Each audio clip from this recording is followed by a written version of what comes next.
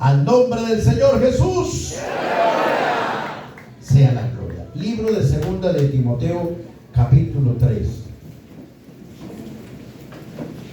Unos versículos también de introducción. Segunda de Timoteo 3. Leo el versículo 5,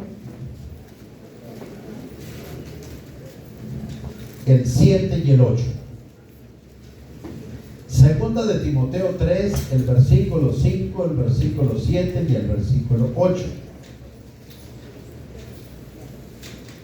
Que tendrán apariencia de piedad, pero negarán la eficacia de ella.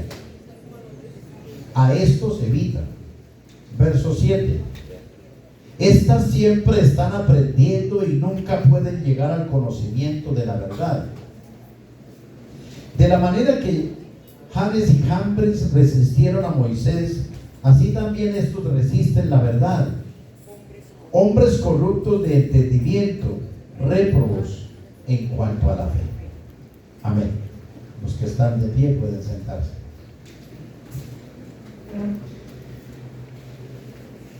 Lo primero que nos deja ver el Señor en el verso 5 es que las personas, todas tienden a tomar apariencia de piedad. Todas. Pero unos son apariencia, no lo son. Y que los que toman la apariencia de piedad, lo que hace que no lleguen a alcanzar el acabado de la piedad, el acabado, la finalidad de un proyecto en la piedad, es porque resisten la verdad. En el verso 8, resisten la verdad. Al resistir la verdad, pues jamás van a lograr el éxito, aunque tengan apariencia de piedad, o aunque tengan un inicio de piedad. Entonces en el versículo 7 declara la catástrofe, y es: nunca podrán llegar al conocimiento de la verdad, nunca, pero se la pasarán todo el tiempo aprendiendo. Siempre viven aprendiendo. ¿Cuántos años? 20, 30, 40, 50. Pero nunca van a llegar. Y eso suele pasar cuando el inicio de una persona lo edifica en vicios o en errores.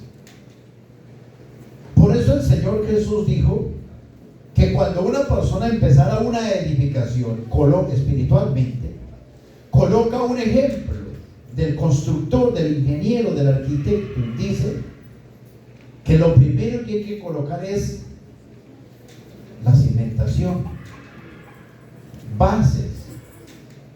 Y luego el apóstol Pablo en esa cimentación dijo: yo como perito arquitecto he puesto un fundamento, el cual es Cristo, base. Luego mirarán las personas, a medida que vayan aprendiendo, cómo van a ir mejorando la sobreedificación. Personas que tienen 40 años de haber construido una casa y hoy tienen proyectos. Voy a cambiar las ventanas porque no me quedaron tan bien hechas, y empieza a hacerle arreglos en el deseo en el deseo de cambiar y de corregir. Entonces,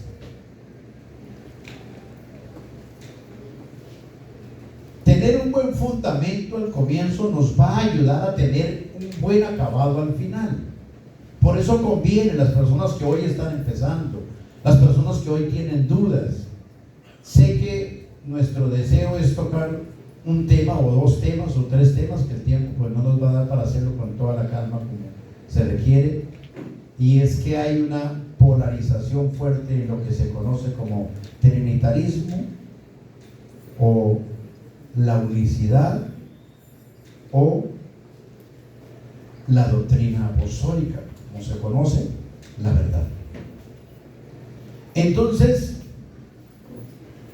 hemos querido traer un pequeño diagrama para que visualmente podamos explicarle algo a las personas. que hoy están con nosotros. Sí, quiero hacerme también ahí entre ustedes para mostrarles visualmente. Pásenme la profesión. Lo primero que quisimos es mostrar un laberinto, ¿no?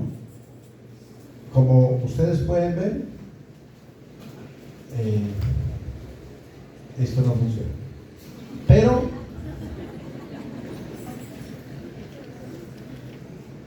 encontrarán tres entradas,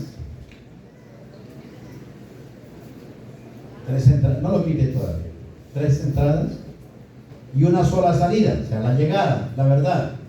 Pero arriba hay tres. ¿De quién es esta física? Vi que me metía con rayo láser las tres de arriba. 1, 2 y 3. Este jueguito lo conocen la mayoría de las personas. ¿Sí? La tarea es ¿cuál camino toma para que llegue? Porque de estos tres que hay arriba, solo uno llega. Este, uno, la mitad dos, y hay tres entradas. Solo uno llega. Así está la vida y así era mi vida cuando empecé a leer la Biblia. ¿A dónde voy? ¿A dónde me congrego? Pero el que tenga la verdad, que yo quería llegar a que tuviera la verdad. Pero el problema es que yo estaba empezando. Y hay un problema terrible. Que cuando uno empieza y se mete por una de esas tres puertas y no es la que sale, es sentir que tiene que regresarse, que perdió el tiempo, que fracasó, que erró, o mantenerse, porque si en el transcurso del camino le enseñaron que aunque usted no le vea la salida, siga ahí porque a lo último la encuentra. ¿Y qué va a seguir haciendo todo el tiempo? Otra vez sube y baja y sube y baja y sube y baja. ¿Y qué es lo que va a pasar? Que nunca va a llegar a la verdad. Que la única solución es regrese hasta esa puerta y sálgase de esa puerta y busque la que. O sea, le toca a uno renunciar a todo. Por eso hay personas que a nivel cristiano no han podido prosperar porque sus creencias religiosas, que son una mentira, se las sembraron haciéndole creer que es la única verdad. Y como no tienen la fuerza de regresar, ahí siguen. Católicos fueron mis padres, católicos fueron mis abuelos, católico me muero yo. Porque ya se encierran. La iglesia tradicional católica fue creada por el Imperio Romano con todos los errores. Porque la Biblia nos dice que hay un solo mediador entre Dios y los hombres. Jesús el Cristo. Es sino uno solo. Entonces, ¿por qué nos presentan a tanto? Juan 14:6 dice: nadie viene al Padre si no es por mí. Entonces, ¿por qué nos enseñan que llegamos al Padre por María y por todos los difuntos para buscar beneficios? Van en contra de la Biblia. La persona debe estudiar la Biblia, y al estudiar la Biblia, si ve que no hay salida, regrésese, porque la Biblia fue escrita por el Señor Jesús, inspirando a hombres para que la entendiéramos. Porque el Señor dice que tenemos un crecimiento, pero debemos alcanzar una estatura. No es entrar y quedarnos enanos. Debe haber una explicación a lo que uno enseñe. La Biblia está hecha para entenderla, no para que nos deje igualmente de confundidos de cuando empezamos. Porque debe haber un crecimiento. Entonces, en ese laberinto que es el que está enfrente de todos nosotros, algunos ya despejado, lo colocamos en la comparación en la siguiente gráfica, para que ustedes lo vean cómo lo explican. O sea, no queremos rehusar los que tenemos al frente con una interpretación diferente y decir no nos vamos a ver. No, es más, hoy lo traemos para que lo vean y luego ustedes puedan decir: oiga, pero No tiene como mucho sentido, ¿no? Entonces, en el cuadro superior vamos a encontrar la filosofía dibujada con un diagrama de lo que piensa la teología trinitaria, que es como llamada la teofanía. Sí, dele. Y en el segundo cuadro vamos a encontrar lo que es la unicidad. Un pequeño diagrama, como para que nos entre un poquito por los ojos. Aquí estaremos mirando lo que es la tierra y especialmente el muñequito este que simboliza lo que fue María, como para darle el inicio, porque es el inicio del cristianismo, el tema con María. Cuando el mundo trinitario habla de Dios, siempre nos lo han comparado o con un brazo, o con un huevo, o con un círculo, o con un triángulo. ¿De cuántos brazos tengo acá? Uno, dicen ellos. Y está compuesto de mano, brazo y antebrazo, pero es uno. Te terminan diciendo tres personas distintas y entre los tres forman uno. Entonces, esos tres entre los tres forman uno, es donde vemos, porque coloca como ejemplo el huevo, la cáscara entonces el Padre, la clara el Hijo y el Espíritu la lleva. Pero ¿cuántos huevos hay? Uno.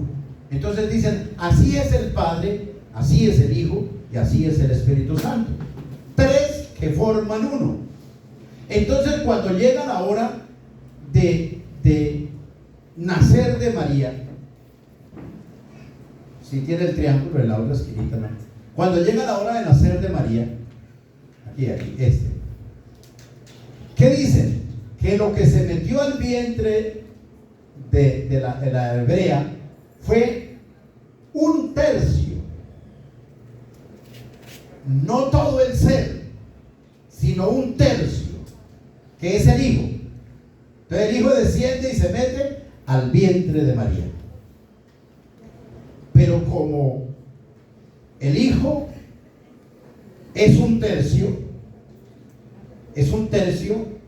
de una unidad, entonces ¿qué terminan diciendo? Que este pedacito que se mete aquí, un tercio, obviamente es parte de acá.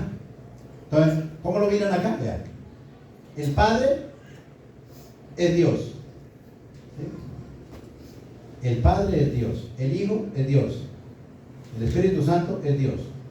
Entonces, el que se metió en el vientre de María, ¿quién es? Dios. Por eso es que en la oración aún del rezo a María, ¿qué decían? Santa María, Madre de Dios. Porque en el mundo trinitario ven al Hijo como el mismo Padre, solamente que es un tercio. Y en el mundo de los evangélicos, pues lo miran igual,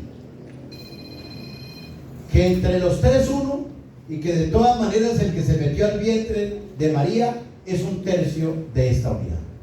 Padre, Hijo y Espíritu Santo formando un triángulo, una figura geométrica. Cada uno de ellos, de igual manera, es Dios, una tercera parte. Entonces, ¿qué se vino del cielo? Un tercio. No el Hijo, o el Hijo que representa un pedazo del Padre. El Padre se vuelve carne en esa parte. ¿Cuál es el objetivo de qué mal habrá? Porque la Biblia dice que hay caminos que parecen derechos, pero su final. ¿Cuál será el final de esta teoría o de esta forma de la Biblia que nosotros la vemos mala? ¿Cuál es el final? Primera de Juan 5:10. Uno de los versículos. Primera de Juan 5:10.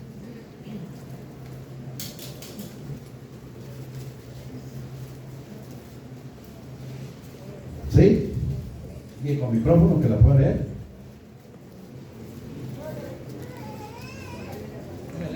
Para que todos lo oigan. El que cree en el Hijo de Dios tiene el testimonio en sí mismo. El que no cree a Dios le ha hecho mentiroso, porque no ha creído en el testimonio que Dios ha dado acerca de su Hijo. Este texto lo leen en todas las iglesias.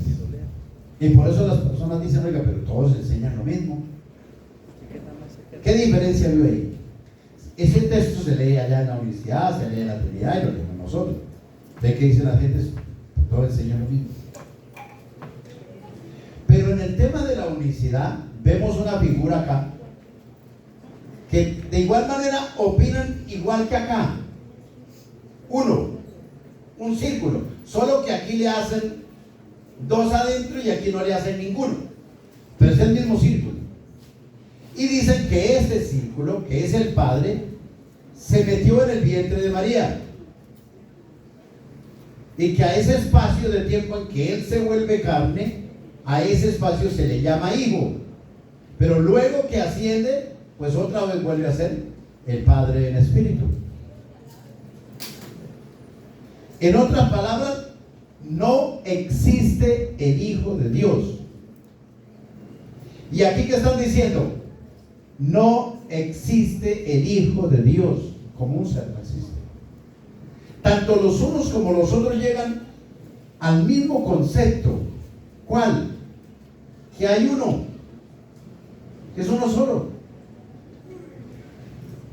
Solo que en un momento tomó forma humana, un pedazo y toma forma humana, todo el ser y toma forma humana. Entonces, cuando es la hora de confrontar versículos tales como: Padre, en tus manos te encomiendo mi espíritu, ¿qué dice? No, pues lo que pasa es que la carne le ora al espíritu, pero si se vio, entonces ¿qué quedó arriba? No, es que eso es difícil de entender.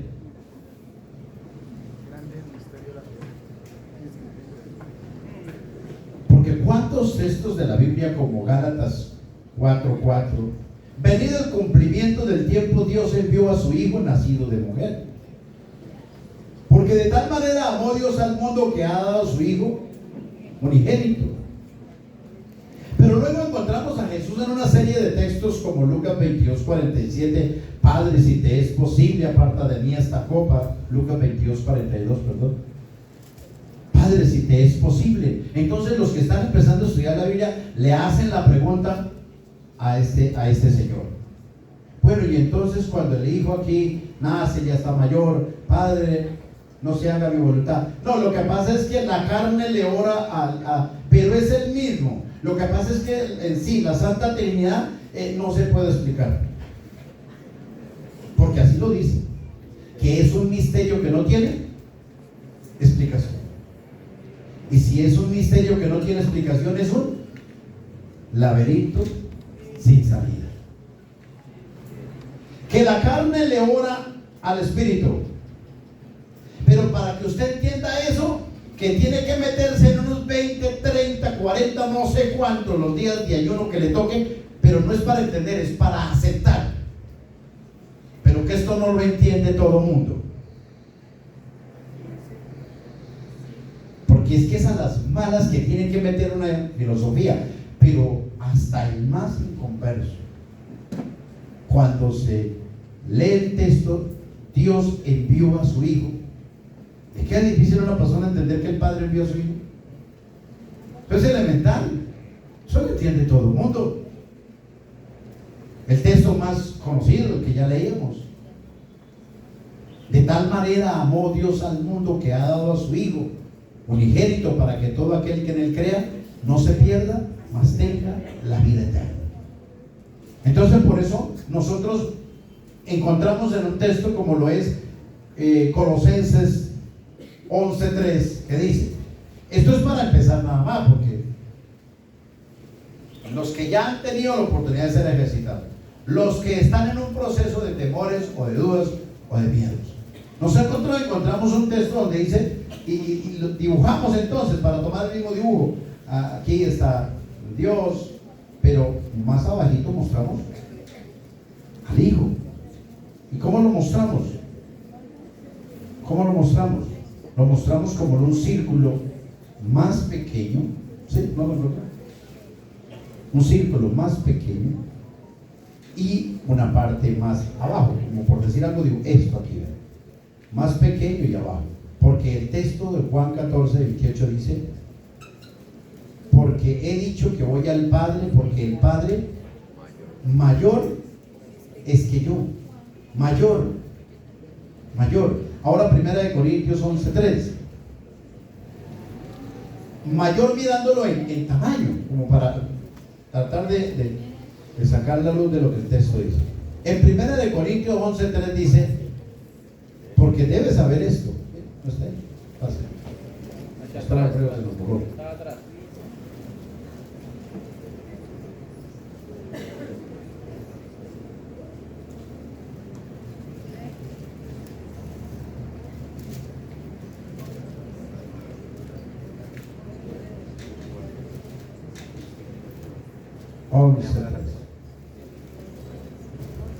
De todas maneras, léanlo, ¿no? Para que lo lea completo.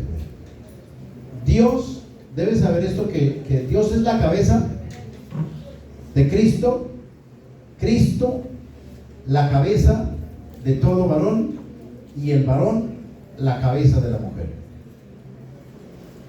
Dios la cabeza de Cristo. Entonces por eso es que en el dibujo lo vemos más abajo, no a la misma altura, sino más abajo, para que podamos encontrar explicación a 1 Corintios 8, 5 en adelante. No está escrito ahí, lo pueden buscar en la Biblia. 1 Corintios 8, 5.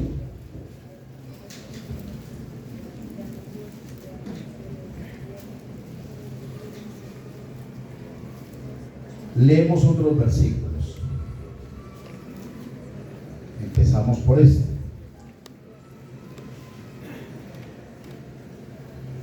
Pues aunque haya algunos que se llamen dioses, sea en el cielo o en la tierra, como hay muchos dioses y muchos señores, para nosotros, sin embargo, solo hay un Dios, el Padre, del cual proceden todas las cosas, y nosotros somos para Él. Y un Señor, Jesús el Cristo, por medio del cual son todas las cosas, y nosotros por medio de Él. Por eso todos los saludos que encontramos nosotros en las epístolas, los libros del Nuevo Testamento, el saludo siempre va a ser gracia de Dios Padre y del Señor Jesús el Cristo. O Apocalipsis, cuando encontramos al Padre en el trono y a su Hijo tomando de la mano de Él un libro. Y entonces, para nosotros, en el libro de Colosenses, en el capítulo 1, Colosenses capítulo 1,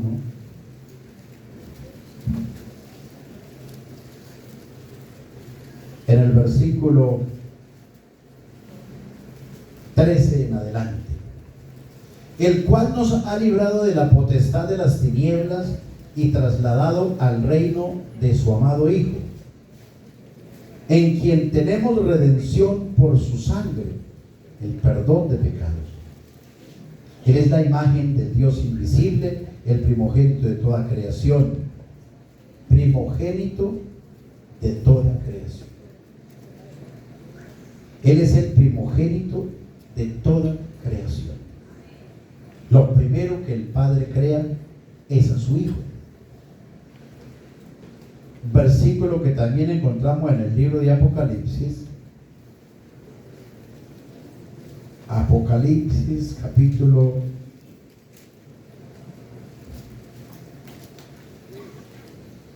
'Gloria al Señor Jesús', 3, versículo 14 y 15. Y escribe el ángel de la iglesia en la Odisea, y aquí el amén, el testigo fiel y verdadero, el principio de la creación de Dios. Dice esto: el principio de la creación de Dios. El testigo fiel y verdadero es el principio de la creación de Dios. Por eso es que en la filosofía trinitaria o la unicidad, igualmente esos versículos no los aceptan, que el Hijo se ha creado, porque si aceptan que el Hijo es creado, entonces tienen que reconocer que está el Padre y que está el Hijo como un ser aparte, y para ellos eso es inadmisible. eso es que en los cultos a nivel católico, que son conocidos como misas, siempre quisieron sembrarle en el subconsciente a todos sus congregados el no creer que el Hijo fuera creado. Pero las personas iban a misa y no discernían por qué los ponían a recitar, porque era una recitación, no una canción, sino una recitación. Los que fueron a misa la van a recordar, que lo echaban como cantadito, pero se llama recitación, ¿no? Engendrado, no creado en la misma naturaleza del Padre. Y todos contestaban, amén. ¿Pero qué le acabaron de decir que dijera? Engendrado, no creado. Pero así como lo enseña la Iglesia Católica, le enseñan todas las denominaciones de carácter evangélico trinitarias, que el Hijo no es creado. Porque si declara que el Hijo es creado, se desbarata la Trinidad. Se desbarata el huevo, se desbarata el círculo en 3 porciones. Porque ya no vamos a ver a un ser 3 pedazos, vamos a ver al Padre como el único Dios verdadero, a su Hijo aquí en un segundo lugar, reconociendo que el Padre es superior a Él y que el Padre es su cabeza, y que el Padre lo ama porque Él hace todo lo que le agrada al Padre. Y empieza la Biblia a mostrarlo como un ser independiente, con varias facultades. ¿Cómo? Lo dice en el libro de Juan, capítulo 5 de Juan, el versículo 26. Juan 5, 26. Como el Padre tiene vida en sí mismo, también le ha dado al Hijo el tener vida en sí mismo.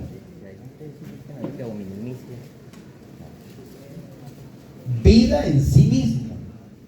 Una facultad que tiene el Hijo, pero que el Padre se la dio. En el libro de Juan capítulo 10, Jesús expresa esta frase, y ¿cuántos podrán entenderla?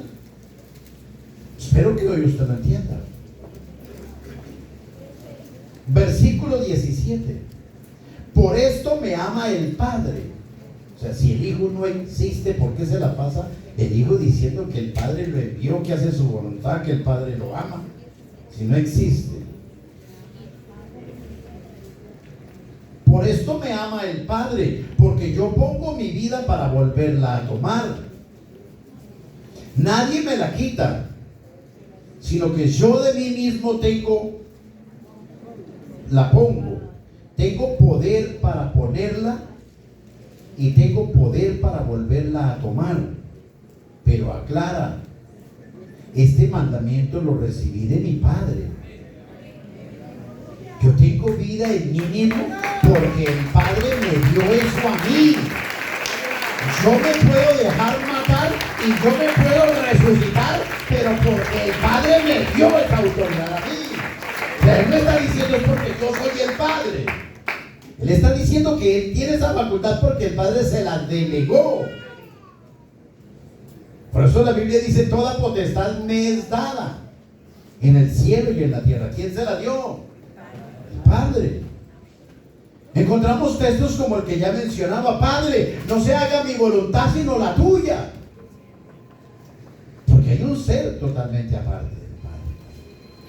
Pero el texto de Filipenses capítulo 2 versículos 5 al 7 dice: haya pues en vosotros este sentir que hubo también en Cristo Jesús, el cual siendo en forma de Dios no estimó el ser igual a Dios como cosa a que aferrarse. Él se hubiera podido aferrar para no venir a la tierra. Aferrarse es negarse, aferrarse es agarrarse, aferrarse es decir no voy. Pero hubiera podido decir no voy a la tierra. ¿Por qué? Porque Él era igual a Dios en su forma corpórea. Por eso dice que era semejante a Dios, teniendo forma de Dios. No igual a Dios en autoridad, porque Él siempre reconoció que el Padre era mayor que él.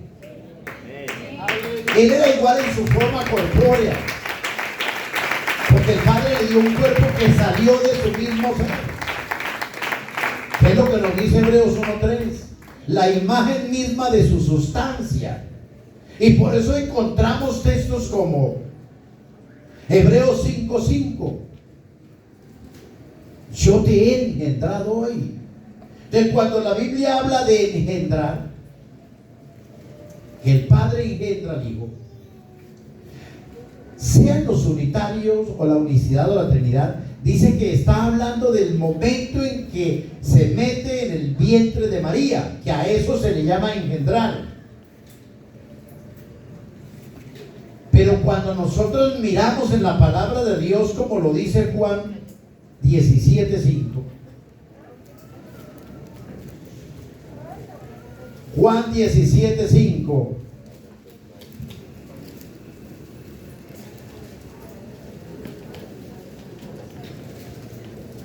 glorifícame tú al lado tuyo con aquella gloria que tuve contigo antes que el mundo fuese. Y cuando la Biblia está hablando de que el Padre engendró a su Hijo, no es por venir a la tierra. En el mismo capítulo, en el versículo 24 dice: Padre, aquellos que me has dado, quiero que donde yo estoy, también ellos estén conmigo, para que vean mi gloria que me has dado, porque me has amado desde antes de la fundación del mundo. Pero regresamos a esa filosofía que dice que el Padre engendró a su Hijo en el vientre de María porque metió la carne. Juan capítulo 1, versículo 12 y 13. Mas a todos los que le recibieron, a los que creen en su nombre, les dio potestad de ser hechos hijos de Dios. Verso 13: los cuales no son engendrados de sangre, ni de voluntad de carne, ni de voluntad de varón, sino de Dios. Dios no es padre de la carne. Dios es creador de la carne. Creó al hombre del polvo de la tierra. Pero cuando Él engendra a sus hijos en los humanos, no está hablando del montón de carne que somos, que Él sea el padre de la carne, porque entonces estaría fracasado Dios, porque esto está llamado a podrirse. Él es padre de lo espiritual y Él es padre del Hijo, pero porque le dio un cuerpo igual al de Él, la imagen misma de su sustancia. Él no es padre de la muerte. Él es padre de lo eterno, de esos seres eternos, con cuerpo eternal. Entonces, cuando dicen que Dios es padre porque se vuelve carne, va en contra de la palabra de Dios. Dios creó un hijo y lo creó de su mismo ser, de su misma sustancia. Y lo creó desde antes de la fundación del mundo. Y le dio unas garantías y privilegios que no lo tiene nadie. Por eso en Hebreos dice: ¿a cuál de los ángeles dijo Dios? Jamás. Mi hijo eres tú. Yo te he engendrado hoy. Y los ángeles tienen cuerpo glorioso. Y no dice que hayan sido engendrados como el Hijo, porque es que el Hijo salió de su mismo ser. Los ángeles tienen que haber sido diferentes. ¿A cuál de los ángeles le dijo Dios jamás? Mi hijo eres tú, yo te he engendrado hoy? Todos ellos son ministros, llamas de fuego, pero del Hijo, tu trono, oh Dios, por el siglo del siglo, cetro de equidad, el cetro de justicia. Hay una diferencia entre los ángeles y el Hijo. Y esa diferencia es que el Padre lo creó para ser el segundo en mando y creado para tener una vida sin fin. Hebreos capítulo 5, Hebreos 5, en el versículo 1 nos muestra el propósito y el ejercicio de un sumo sacerdote, que en la ley fueron 1400 años de historia de los sumos sacerdotes. Porque todo sumo sacerdote tomado de entre los hombres es constituido a favor de los hombres en lo que a Dios se refiere, para que presenten ofrendas y sacrificios por los pecados. ¿Cuál es el trabajo de un sumo sacerdote?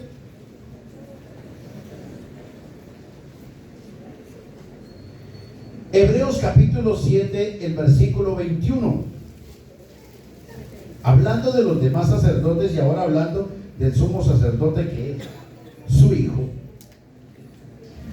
Porque los otros sacerdotes sin juramento fueron hechos sacerdotes, pero este con el juramento del que le dijo: juró el Señor y no se arrepentirá. Tú eres sacerdote para siempre según el orden de Melquisedec.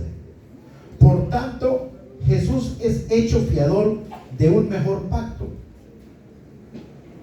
Acá coloca la diferencia de los otros y la ventaja de Jesús, el Hijo. Verso 23. ¿Lo están proyectando? Sí. Verso 23. Los otros sacerdotes llegaron a ser muchos. Va a mostrar por qué. Debido a que por la muerte no podían continuar. ¿Por qué hubo muchos? Y si uno de ellos no hubiera muerto, pues no hubieran habido muchos. ¿Qué es lo que pasó con el Hijo? Verso 24. Mas este, por cuanto permanece para siempre, tiene un sacerdocio inmutable, por lo cual puede también salvar perpetuamente a los que por él se acercan a Dios, viviendo siempre para interceder por ellos. Tal sumo sacerdote nos convenía tener, dijo el escritor, tal sumo sacerdote. Ese es el Hijo de Dios. Pero que lo presenten a un sumo sacerdote por 33 años, más vivarón. Sumo sacerdote por 33 años, eso es ridículo, eso es ofensivo. Entonces, ¿cuántos más se necesitarían si el Hijo solamente hubiera sido o existiera por 33 años? Es que Él existe para siempre y su trabajo no tiene fin y permanece para siempre, y por medio de Él siempre nos acercaremos al Padre. Nadie viene al Padre si no es por mí. Y hemos tenido la oportunidad de que alguien exponga lo que cree, lo hemos dado en reuniones familiares. Pero, ¿por qué nos condenan por interpretar esto? O sea, es de condenación, de decir, de confirmar en tiempo presente que el Hijo de Dios existe, que no es el mismo Padre. Eso es de condenación. Pues así lo ven, sea la unicidad o la Trinidad, nos dan por condenados por creer que el Hijo de Dios existe. Estaba empezando a congregarse el hermano Diego en la colina y lo coloco como ejemplo porque yo dije: algún día voy a decir, porque yo mismo lo oí sin que nadie me diga que me dijeron. Y el pastor de la Pentecostal de la Unicidad en la colina hace un desafío: dígale a su pastor que venga y hablamos delante de ustedes a ver quién gana. Es una competencia. Y el hermano Diego, que apenas estaba empezando, la hermana Lucía, nos lo transmitieron y bueno, vamos entonces delante de ellos. No es buena esas peleas porque la Biblia dice que eso no sirve, pero cuando toca que defender a alguien, pues hay que ir y llevamos las de ganar. Pero ese día, ¿quién va a perder creyendo que Jesús es Dios? Ni la muerte prevalecerá contra Dios, ni la muerte. Entonces le digo, teniéndolo presente, a usted me gustaría escucharlo de sus propios labios, pastor, para no estar diciendo fue que me dijeron, sino escucharlo de usted mismo. ¿Por qué si yo soy aquí apostólico y me bautizo en el nombre de Jesús, como ustedes dicen que lo hacen, ¿sí? Pero de pronto tuve problemas aquí con la congregación, que es lo que suele pasar a veces con los hermanos, berrinches, Y entonces me voy para su congregación y llego allá. ¿Por qué me vuelven a bautizar si yo ya soy bautizado en el nombre? ¿Para qué vuelven y me bautizan en el nombre? Porque entonces ahí pareciera que la que salva es la congregación y no el nombre. Así le dije. ¿Por qué los vuelven a bautizar? Porque que yo sepa lo hacen. Él me dice es la respuesta. Lo que pasa es que si una persona en el momento en que se bautiza cree que el Hijo es un ser aparte del Padre, ese bautismo no vale.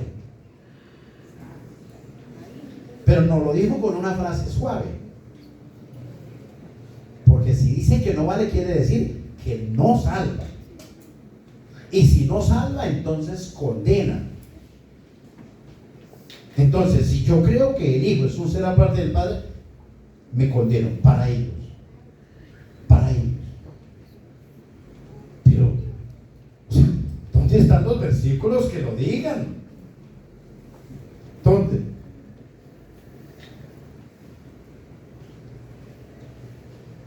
¿Será el de primera de Juan 4, 14 y 15? ¿Sí? Nos hace el favor y nos lo proyecta, primera de Juan 4, 14 y 15. ¿Será ese? ¿Sí? ¿Ya lo están leyendo o no?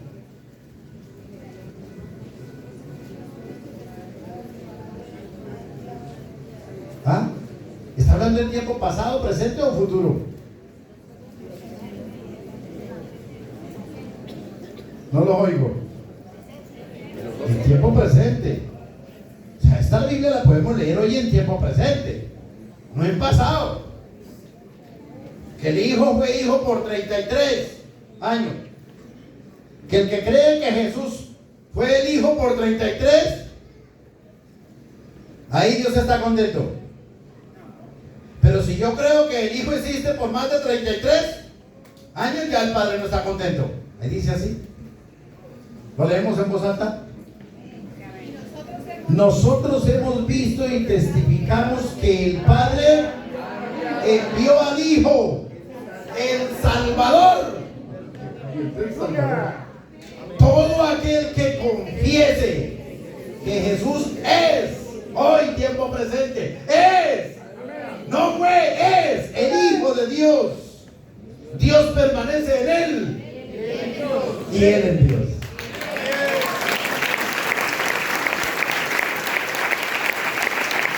Dios permanece en él y él en Dios. Primera de Juan 5, 4. Estamos hablando de lo más claro, pero no hay un texto que diga que una persona se condena porque cree que eso es, digamos, que eso es libre. No existe. La imaginación es el capricho de una persona que se metió por el camino que no tenía que meterse, y como no le encuentra la salida a esto, tiene que condenar a los que tienen la verdad y decir: el camino que usted cogió, ese no es donde yo estoy, pero salga. No sé por dónde salir, pero tiene que ser este. Capricho y necesidad de querer vivir en un camino sin salida. Primera de Juan 5, 4. Porque todo lo que es nacido de Dios vence al mundo. Y esta es la victoria que ha vencido al mundo: nuestra fe. Pero no entendió, hace la pregunta. Por si acaso no entendió, porque nosotros somos como el leteo para entender. ¿No entendió? ¿Qué dijo el versículo 4? Pues le leamos el 5. ¿Quién es el que vence al mundo?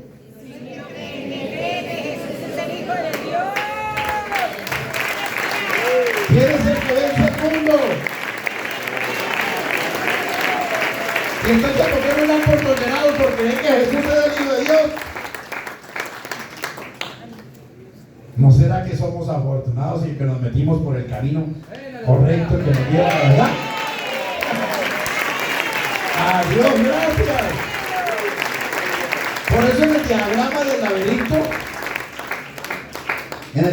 del laberinto donde el caminito sale, abajo hay una frase que dice: la verdad. ¿Y quién es la verdad? ¿Pero dónde más lo dijo? Leámoslo, ese laberinto, miremoslo en Juan 14, 6. Es que no estamos imaginando, es que hasta dibujado la Biblia te prenda y se deja explicar fácil. ¿Será que necesito mandarle a ustedes que hagan los 50 días de ayuno sin agua y sin comida? A ver si entienden que el Padre es el mismo hijo. Pero entender que el Padre tiene un hijo, que le dio prioridades, que le dio potestad, que le dio poder, que lo volvió Señor, que es el juez de vivos y muertos, que salva, que sana, que tiene poder de hacer cosas que el Padre hace, pero que reconoce al Padre. Eso es difícil de entender, que nos toca meternos de cabeza a hacer ayuno. No, eso son cosas fáciles. El Evangelio lo vuelve difícil el ser humano. Por eso se la pasan toda la vida aprendiendo. Y nunca llegarán al conocimiento de la verdad, nunca. Pero tienen apariencia de piedad, porque cantan, oran y ayudan. ¿Sí? Juan 14. ¿Lo pueden leer todos en voz alta? Jesús le dijo: yo soy el camino de la verdad y la vida. Nadie al Padre sino por mí. Entonces, más abajito donde dice la verdad, debe estar el Padre. Y para llegar al Padre, toca por el Hijo. Por eso la Biblia nos dice que todo lo que le pidamos al Padre, lo hagamos por medio del Hijo. Mencionando el nombre, pero hay que decirle Padre, por medio de tu Hijo. Juan 14, versículos 13 y 14. Juan 14, 13 y 14. Están ahí en la misma página. Todo lo que pidieres al Padre, en mi nombre lo haré, para que el Padre se den un hijo que no existe. Es una tontería más grande, un hijo que no existe. Si algo pidieres en mi nombre, yo lo haré, para que el Padre sea glorificado en el Hijo. Eso de decirle Padre en el nombre de tu Hijo, te pido que me des la salvación y la vida eterna.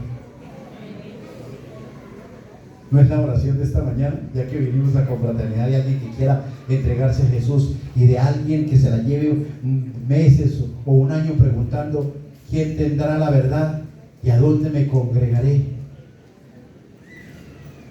¿No será la oración de esta mañana? Padre, concédeme la salvación por medio de tu amado Hijo. Pero no es solamente para pedirle la salvación, para pedirle sanidades, para pedir restauración en los que han perdido la libertad y el gozo. Padre, en el nombre de tu Hijo Jesús, vuélveme el gozo de tu salvación. Porque todo lo que le pidan al Padre en mi nombre yo lo haré. Norma de Icontec del cielo,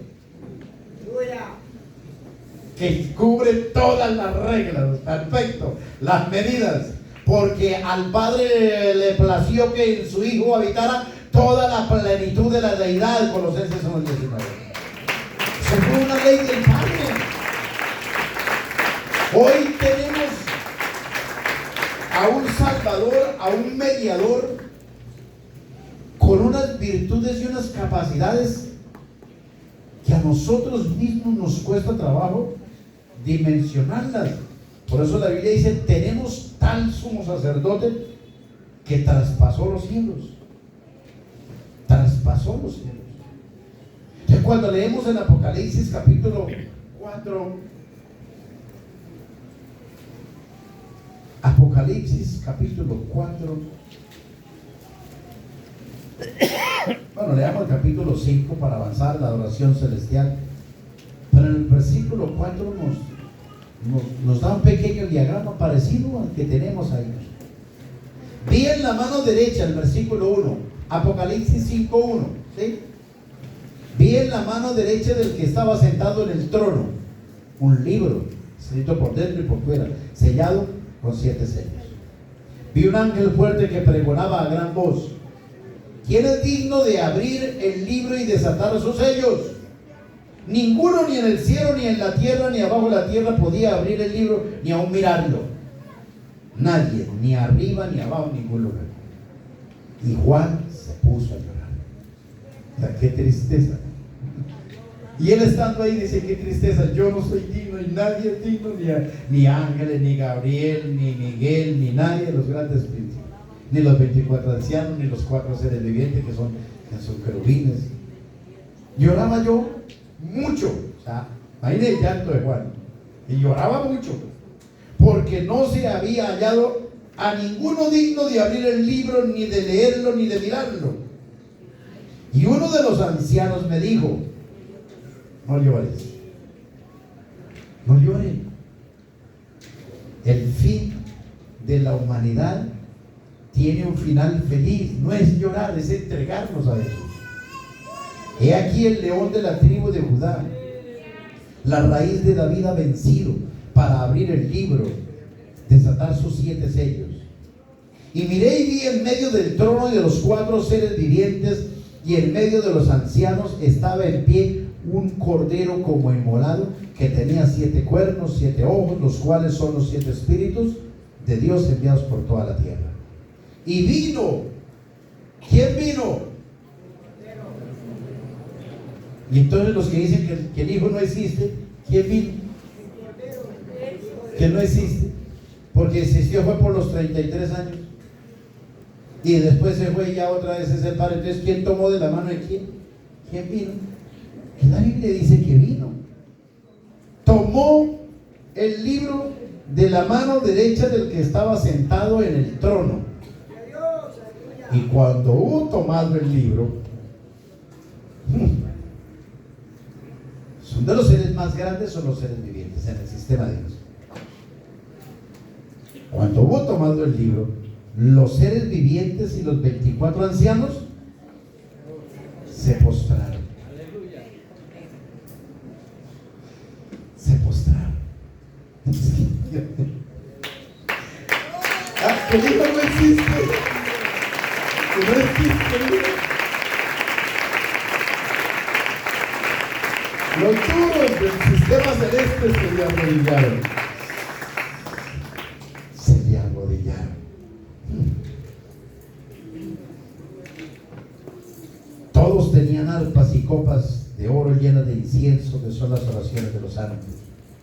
Y cantaban un nuevo cántico, de rodillas se pusieron a cantar. Qué bueno que hoy cantáramos de rodillas, como lo hacen los ángeles. De rodillas cantaban un cántico. Y el cántico que decía: digno eres de tomar el libro. ¿A quién le están cantando? Al Hijo. Y aquí se cumple la palabra cuando el ángel le dijo a los pastores, que cuando introdujo al primogénito en el mundo, dijo: adórenle todos los ángeles de Dios. ¿Quién dio la orden de adorar al Hijo? El Padre. ¿Es difícil de entender eso? 100 días de ayuno. Los ángeles todos lo entienden. Porque tú fuiste inmolado y con tu sangre nos has redimido para Dios de todo linaje, lengua, pueblo y nación. Y nos has hecho para nuestro Dios reyes y sacerdotes, y reinaremos sobre la tierra. Pero no eran solamente los poquitos ancianos, que eran 24. ¿Y 4? 28. Unos duros, pero 28. Versículo 11. Miré y oí una voz de muchos ángeles alrededor del trono y de los seres vivientes y de los ancianos, y su número era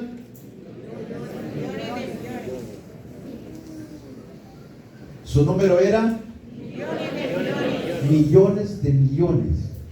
Eso es muchísimo. O sea, billones. ¿Qué decían cantando? A gran voz, ¿qué decían?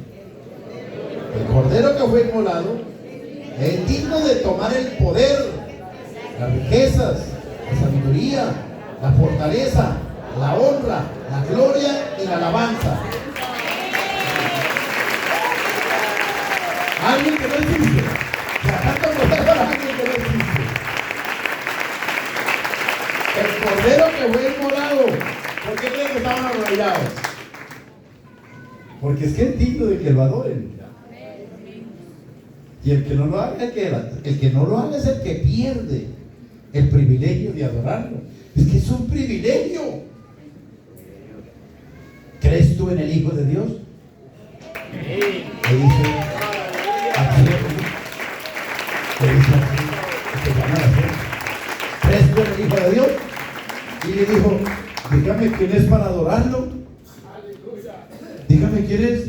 Dijo, pues el que habla contigo es. Y se le va arrodillando. ¿Ah? Es un privilegio adorar al Hijo de Dios, pero lo hacemos porque el Padre dio el permiso.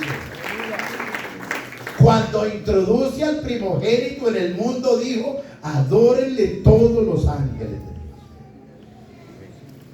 Versículo 13. A todo lo creado que está en el cielo y sobre la tierra. Eso quiere decir nosotros, aparte del resto de animales, y debajo de la tierra. Esto quiere decir los difuntos un día cuando resuciten, porque Él es el juez de vivos y muertos. Y ante Él sobra toda rodilla. Los muertos tienen que levantarse a arrodillarse. O sea, no lo hicieron aquí, porque se metieron por un laberinto sin camino, pero tendrán que hacerlo para ser juzgados. Y debajo de la tierra y en el mar y en todas las cosas que en ellos hay. Oí decir, al que está sentado en el trono y al Cordero, sea la alabanza, la honra, la gloria y el poder por los siglos de los siglos.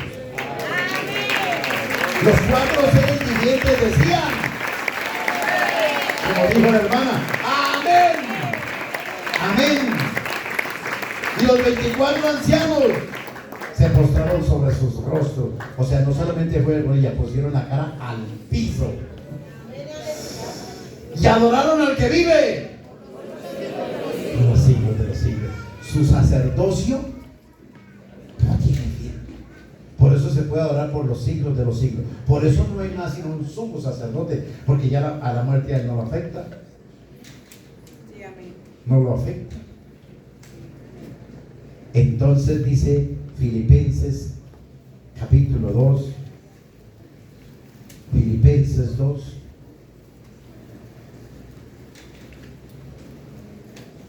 hablando del Hijo, en el versículo 8 dice, estando en la condición de hombre se humilló a sí mismo, haciéndose obediente, o sea, obedeciéndole al Padre, hasta la muerte y muerte de cruz. Por lo cual Dios también le exaltó hasta lo sumo y le dio un nombre que es sobre todo nombre, para que en el nombre de Jesús se doble toda rodilla. Hoy los vamos a invitar a doblar las rodillas como lo hicieron todos los millones de mujeres. Para que se doble toda rodilla de los que están en los cielos y de los que están en la tierra y debajo de la tierra, y toda lengua confiese que Jesús el Cristo es el Señor, para la gloria de Dios Padre. Jesús es el Señor. Jesús es el Hijo de Dios, es el Señor. Como dijo Pedro y Juan, Pedro, es el Señor. ¿Cuál es el Señor? Dice, bota de cabeza que es al agua. Es el Señor, es que es el Señor. Y ante Él se hablará todas las todos estos más. El primero, que es para recordar, Primera de Juan 5:10. Primera de Juan 5:10. El que cree en el Hijo de Dios, yo creo que el Hijo de Dios existe. Amén. Y que es el Señor. Amén. Establecido por juez de vivos y muertos, porque el Padre así lo constituyó, y que tiene el mismo nombre del Padre, que como se llama el Padre Jesús, el Hijo se llama Jesús. Amén. Y ante Él, para mí es un placer arrodillarme. Es una dicha, es una fortuna. El que cree en el Hijo de Dios tiene el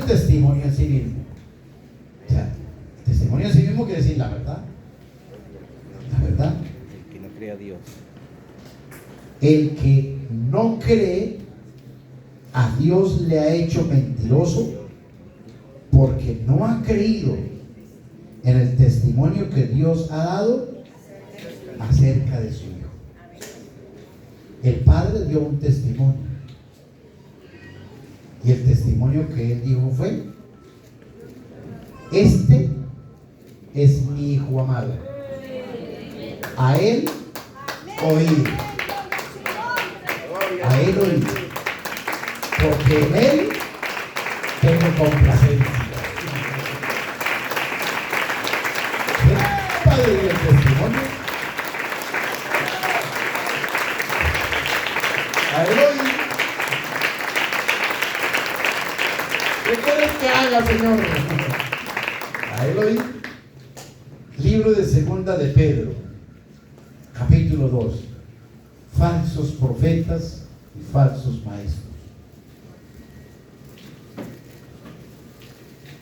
Pero hubo también, en el verso 1, falsos profetas entre el pueblo, como habrá entre vosotros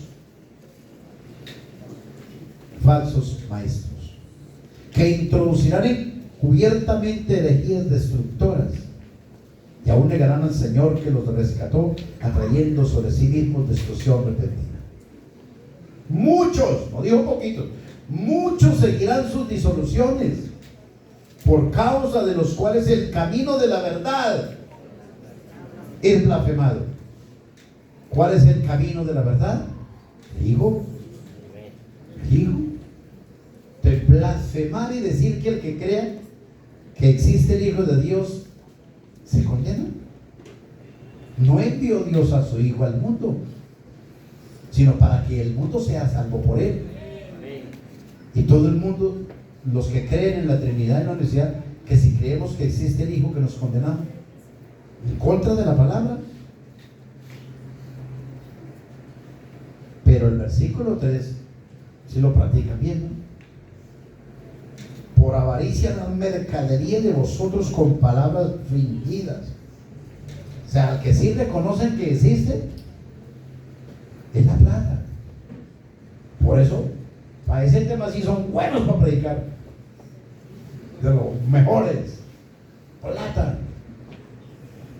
Y siempre, y haga pactos, que Dios le va a botar apartamentos y fincas y casas.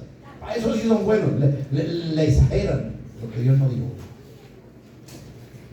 Pero para hacer que la verdad sea blasfemada, vuelvo al versículo 1. Introducirán herejías encubiertas, herejías destructoras. Pero dice en el versículo: y aún negarán al Señor que los rescató. ¿Quién nos rescató? Lo voy a decir no para poner en contra al Padre con el Hijo, pero ¿quién nos rescató? El Hijo. ¿Quién murió por nosotros? ¿Quién derramó su sangre? El Hijo. Pero el Hijo, ¿por qué lo hizo? Pues porque el Padre lo mandó. Ahí no hay pelea, ahí no hay problema. Pero el que sufrió, Isaías 53, el que sufrió las crucificadas fue el Hijo, no el Padre. El que pagó nuestros pecados en su cuerpo fue el Hijo. Por eso la Biblia lo llama el Salvador. Negarán al que lo rescató. Cuando una persona dice que el Hijo de Dios no existe como un ser aparte del Padre, ¿a quién está negando? A su Salvador. ¿Y a quién le molesta? ¿A quién le molestará que nosotros digamos que el Hijo no existe? ¿A quién le molestará? No, al diablo le agrada que nosotros digamos que el Hijo no existe. ¿Qué es el Hijo amado? ¿A quién más le molestará? Al Hijo. ¿A quién más le molestará? A los 4 seres vivientes. ¿A quién más le molestará? A los 24 ancianos. ¿Y a quién más? Porque oí decir, a los millones de millones decían que el Cordero es digno de la alabanza. Negarle la existencia va más allá de negarle una canción. Es negar que existe. Pero obviamente, volviendo, Pastor Ever, ¿a quién le interesa que nosotros neguemos la existencia del Hijo de Dios? Satanás, que siempre busca la condenación de la humanidad. Por eso cuando Pedro le dijo a Jesús: tú eres el Cristo, el Hijo del Dios viviente, Jesús le dijo: bienaventurado Pedro, esto no te lo reveló carne ni sangre, sino mi Padre que está en los cielos. Y sobre esta fe, sobre esta roca, sobre lo que usted acaba de confesar, edificaré mi iglesia. Por eso nosotros decimos lo mismo que dijo Pedro, que Jesús es Cristo, el Hijo del Dios viviente. Y ni las puertas del Hades prevalecerán contra esta fe. Por eso el texto de Juan decía: ¿quién es el que vence el mundo? El que Cree que Jesús es el Dios. ¿Y qué es vencer el mundo? En su cúpula, en su máxima expresión, ¿qué es vencer el mundo? Vencer la muerte, vencer la muerte, vencer la condenación eterna. Porque el solo hecho de que seamos manos de carne ya nos está diciendo que estamos llamados a la condenación. Solamente que Él vino y interpuso tutela por nosotros, por su sangre nos paga la deuda, y ante el Padre nos presenta como su iglesia, como su esposa. No somos la esposa del Padre, somos la esposa del Hijo. El Padre es el Padre, el Hijo es el marido, el esposo de la iglesia. Por eso estamos esperando las bodas del Cordero, las bodas del Hijo de Dios.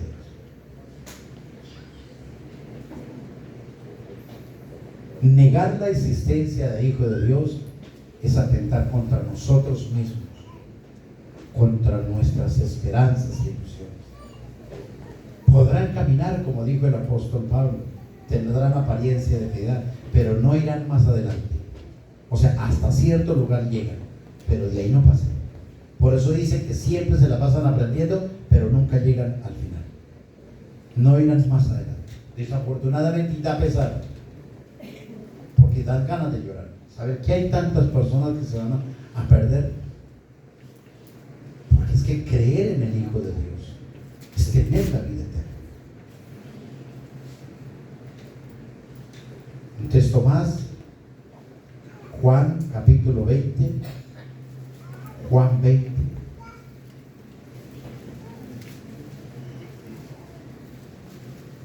Versículo 30 y 31. Hizo además Jesús muchas otras señales en presencia de sus discípulos, las cuales no están escritas en este libro. Pero estas se han escrito para que creáis que Jesús es el Cristo, el Hijo del Dios. Para que creyendo debemos creer que Jesús es el Hijo de Dios. Eso es lo que nos da vida eterna. Y creer que Él nos perdona. Pero hay un texto que me ha parecido tan hermoso en estos últimos días, que nunca lo he recitado en predicaciones, pero luego tan hermoso que no me he vuelto las ganas de leerlo esta mañana. Primera de Tesalonicenses capítulo 1. Primera de Tesalonicenses 1. Y a leer desde el verso 9 y 10. Porque ellos mismos cuentan de nosotros de la manera que nos recibisteis y cómo os convertisteis de los ídolos a Dios, para servir al Dios vivo y verdadero, y esperar de los cielos a su Hijo.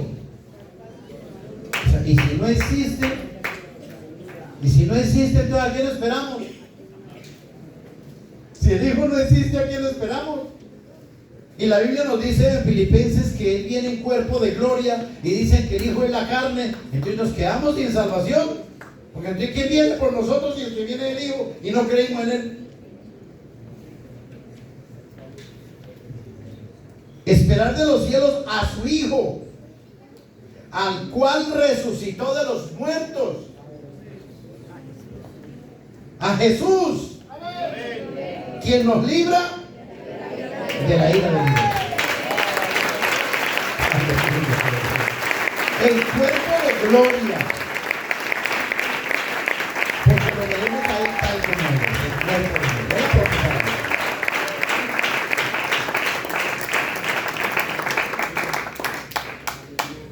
Puede existir una remota posibilidad, confío en Dios que no se dé, pero pudiera existir. Que alguien se sienta molesto porque se dice esto. O sea, que se sienta molesto las huestes de las tinieblas, Satanás. Listo, eso es entendible porque ya perdieron a Dios. Pero un humano mortal que se sienta molesto porque estamos de intensos en esta mañana más de una hora, diciéndole que entienda que existe el Hijo de Dios y que quiera recorrerlo, que le moleste eso. No, amigo, hermano, lo que vean a esa alegría y que se compre la canción que dijo: trae al Señor pesares y quebrantos. ¿Sí? ¿Quién se lo sabe? ¿Sí, hermano? Sí, gloria a Dios. Es que esto es como fiesta. Y si alguno siente que estaba buscando la verdad y el camino que atraviesa este laberinto de confusiones en la tierra, pues es el Hijo de Dios. Ante él arrodíllese. Si alguien hoy pasa una oración por sanidad o liberación o por entregar su vida al Evangelio, hágalo pensando en el Hijo de Dios.